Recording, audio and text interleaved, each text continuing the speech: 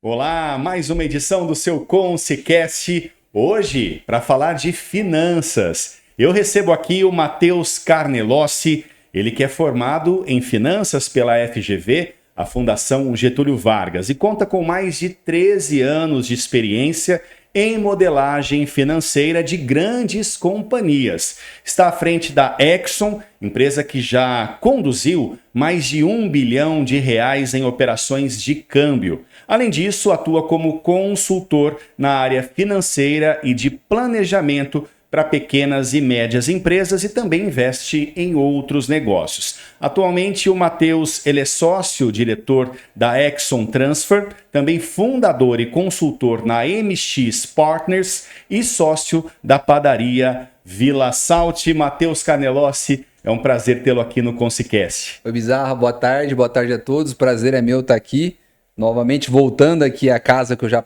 participei e trabalhei aqui no passado.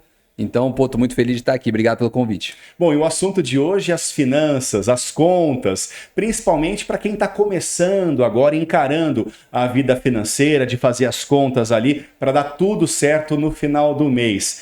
É muito complicado e ao mesmo tempo muito simples, né, Matheus? A gente tentar trabalhar no comecinho da nossa vida econômica sobre as contas, né? O que pode dar, o que não pode dar no final do mês. E aí a palavra aqui é planejamento, tá, Bizarra? A gente aproveitando, começando, né, com planejamento. Planejamento é a palavra do ideal pra gente falar disso, porque, pô, a gente tá começando um ano, normalmente tem uma simbologia muito interessante, porque onde a galera começa a pensar, pô, quais serão as minhas metas, o que eu quero? A parte da saúde, quero me exercitar mais, ou quero estudar tal coisa, eu quero ser promovido, ou quero melhorar meu relacionamento com alguém, que seja. É um momento que tem essa importância e na parte financeira não é diferente. Então, essa época do ano, eu particularmente, Matheus, gosto de fazer isso já em dezembro, né? Que é planejar o meu ano de do próximo ano, no caso que eu estou falando de 2024, né? Então, acho que esse é o momento ideal da galera colocar na ponta do lápis ou numa planilha Excel que seja, poxa, quais são minhas receitas, qual é o meu salário, quanto efetivamente eu ganho e quais são as minhas despesas. E esse exercício é muito importante até para a gente entender se tem alguma despesa que eu estou tendo ali no dia a dia que ela não faz sentido. Que ela acaba comendo ali o meu salário e de fato não me agrega em nada. Então, além de ser um exercício onde a gente pode revisitar todas essas despesas, a gente começa também a colocar algumas metas de poupar, de talvez investir, enfim, de coisas que pode ser feito durante o ano. Bom, para quem conquistou o seu primeiro trabalho e agora é ativo economicamente, também traz consigo velhos hábitos familiares, que de repente podem não condizer com a atual realidade financeira que ele está passando naquele momento, né? Está iniciando a sua atividade profissional e, consequentemente, começando a pensar nessa palavra de economia e investimento, se eu vou gastar aquela moeda, se eu vou economizar, como a gente trabalhar novos hábitos para esse jovem que conquistou o seu primeiro emprego. Você falou uma palavra interessante que é a questão de hábito, né? Costumo dizer que hábito bom a gente não pode perder nunca. E a gente tem que exercitar eles. Inclusive, vou deixar uma dica de um livro que chama Hábitos Atômicos. Recomendo muito a leitura. Ele mostra ali algumas dicas de como que a gente põe bons hábitos na nossa vida. Mas voltando à sua pergunta, a gente tem que iniciar. A gente tem que dar o pontapé inicial. Independente do salário que a gente tem nesse início de vida, nesse início de carreira, a gente tem que entender que nós não podemos gastá-lo integralmente. Por exercício, a gente tem que criar o hábito de poupar. Né? Ou seja, se eu ganho as minhas 10 moedas, eu preciso pelo menos uma moeda, eu preciso poupar. E aí a gente vai fazer N planejamentos com essa moeda que ficou sobrando. Mas o que eu não posso poxa, eu estou no meu primeiro emprego, eu não tenho um salário tão expressivo, então eu não vou nem pensar em poupar, porque não faz sentido, eu já ganho pouco ou ainda não ganho o salário que eu quero. Então a gente acaba perdendo a oportunidade de criar esse hábito e essa mentalidade de controle financeiro. Mas, Matheus, eu comecei agora, ainda estou engatinhando, recebo um pouquinho e eu estou pensando naquela balada com os amigos no final de semana, afinal de contas está entrando um dinheirinho para mim. Como que a gente consegue despertar esse trabalho de você investir o seu dinheiro, mas ao mesmo tempo trazer aquele pequeno investimento para suas economias? Eu comentei de planejamento, né? Eu acho que, obviamente, aquela balada, aquela saída com os amigos, o jantar com a namorada, isso é saudável, tem que acontecer. O que as pessoas não podem cair na armadilha de achar que por estar no primeiro emprego ou num salário menor, elas não devem criar esse hábito de poupar. Então, de novo, a gente tem que sempre viver um padrão de vida menor do que de fato a gente tem. Então, eu sou super a favor da gente se divertir e fazer as nossas coisas que a gente tem vontade, mas com responsabilidade. Eu não posso querer jantar no restaurante mais caro da cidade se eu não posso pagar por ele.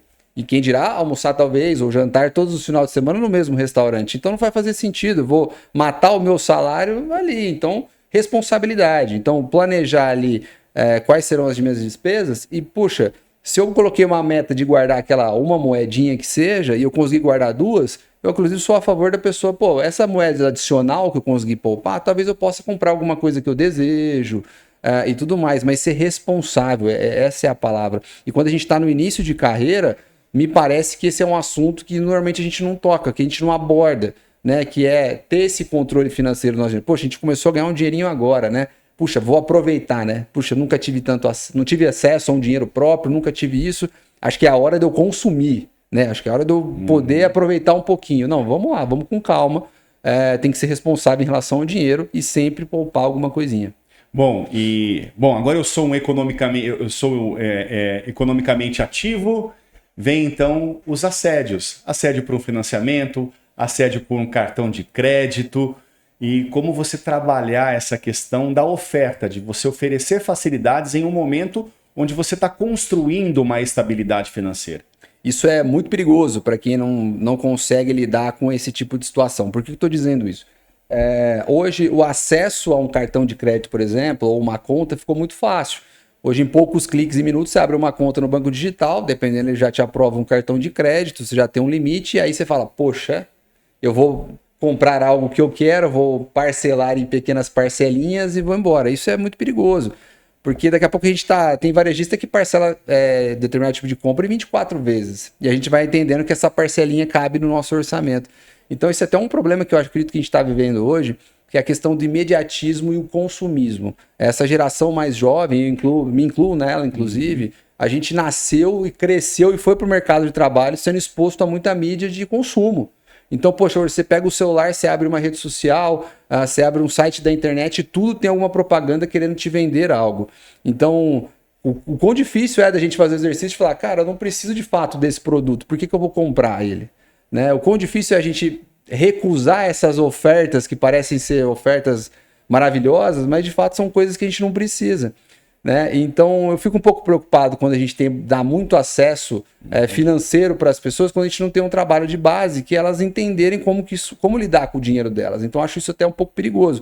A gente tem que ter um pé no chão em relação a isso para não fazerem uma loucura, né? Até porque, né, o nosso conhecimento financeiro muitas vezes é herdado dos nossos pais, são herdados dos nossos pais, né? Todo aquele controle que a gente vê, os nossos pais, observa os nossos pais fazendo em casa, a gente herda aquele conhecimento financeiro. E muitas vezes isso deveria ser tratado na escola, logo no ensino fundamental ali, né? Sem dúvida, na base, né? Recentemente eu estava conversando com um amigo que se formou em medicina.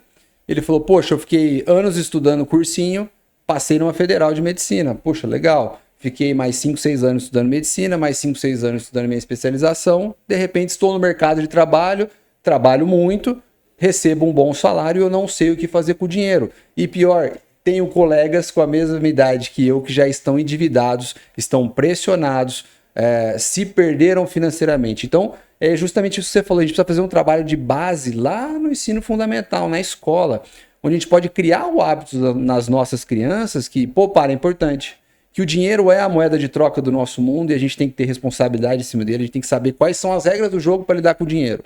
Então, poxa, pensa, escutar isso de um médico lá com seus 35, 37 anos, que, cara, ele não sabe nem o que ele vai fazer com o recurso que ele tá. Isso é muito comum, né? Então, eu acredito que essa é uma pauta de educação financeira que a gente tem que levantar mais essa bandeira mesmo e cobrar para a gente ter isso na escola, no ensino fundamental, de fato.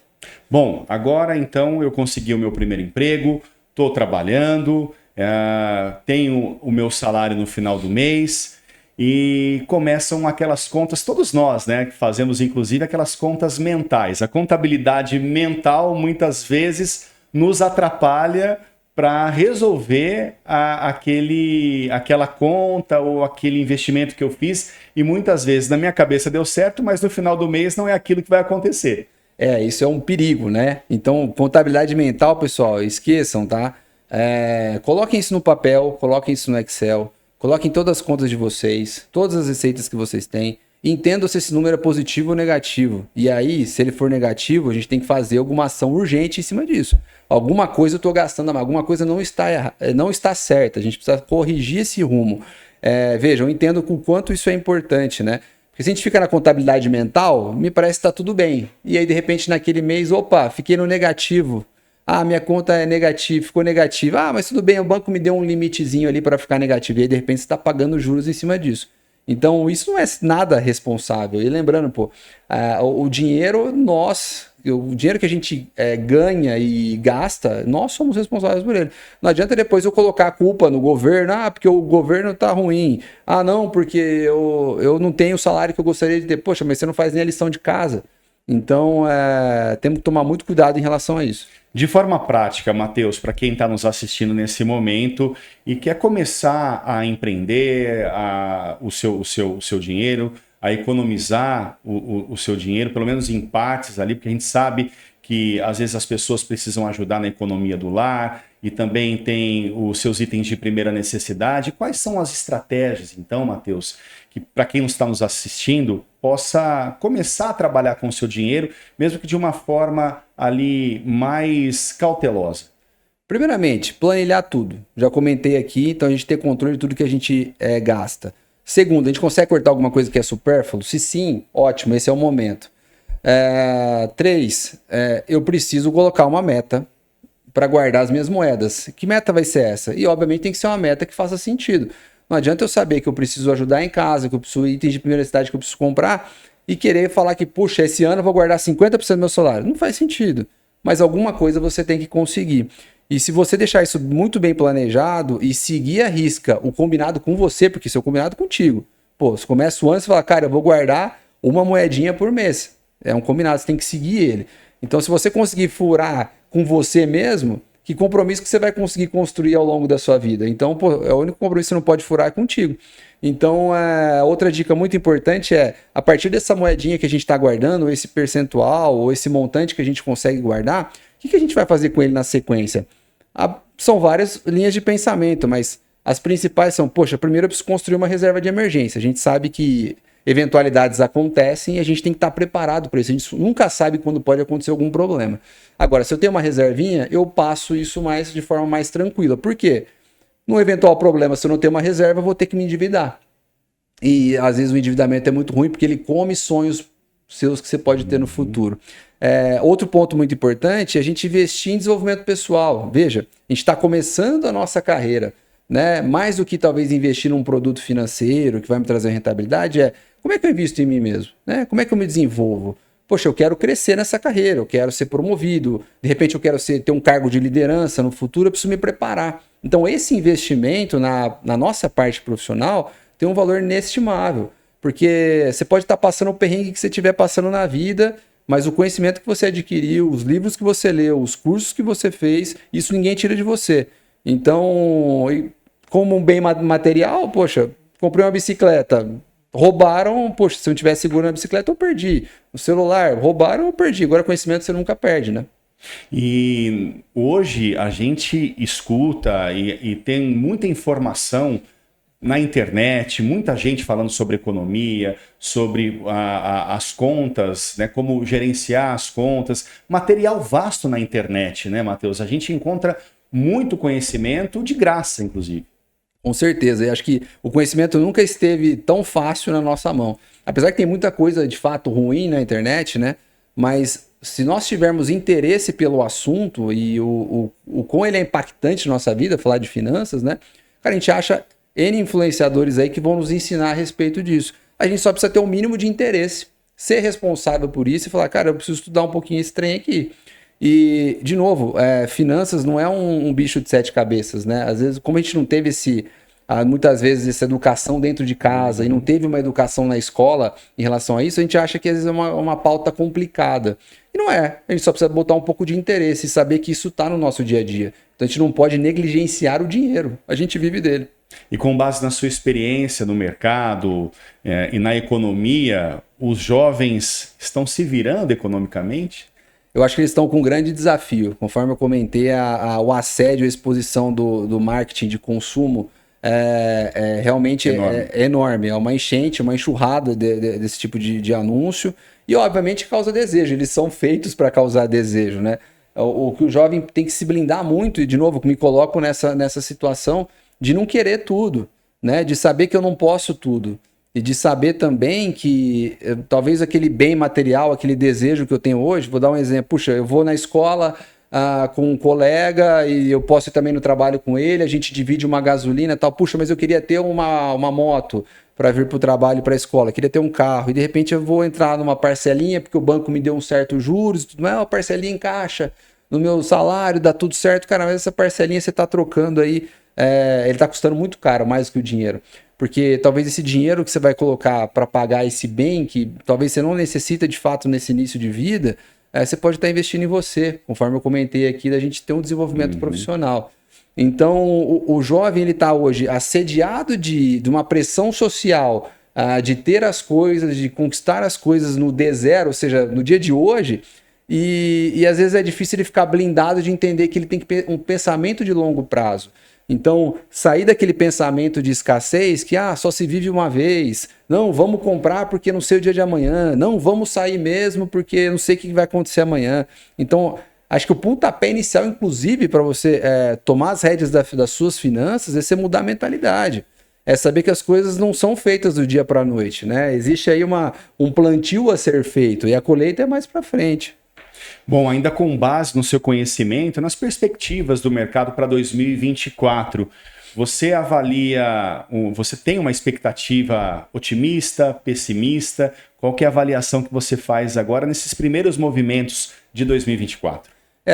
Nós estamos eu sou até bem crítico em relação a isso, porque não só o governo brasileiro, mas outros, né, eles gastam mais do que arrecadam. Então, trazendo para a nossa realidade, é como se a gente gastasse mais do que o salário que a gente tem.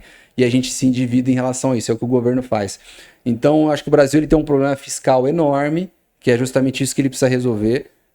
Isso traz muita desconfiança até de investimento estrangeiro. E quando vem investimento estrangeiro é legal, porque fomenta a indústria, gera mais emprego, vem mais dólar para o Brasil, então aí o câmbio, inclusive, cai mais um pouquinho. Agora, a gente está vivendo num cenário também que a inflação está controlada. Isso é legal. Isso ajuda o Banco Central do Brasil a diminuir os juros. E onde isso impacta de fato na nossa vida, né? Se os juros estão mais baixos, o empresário ele tem acesso a crédito de forma mais barata.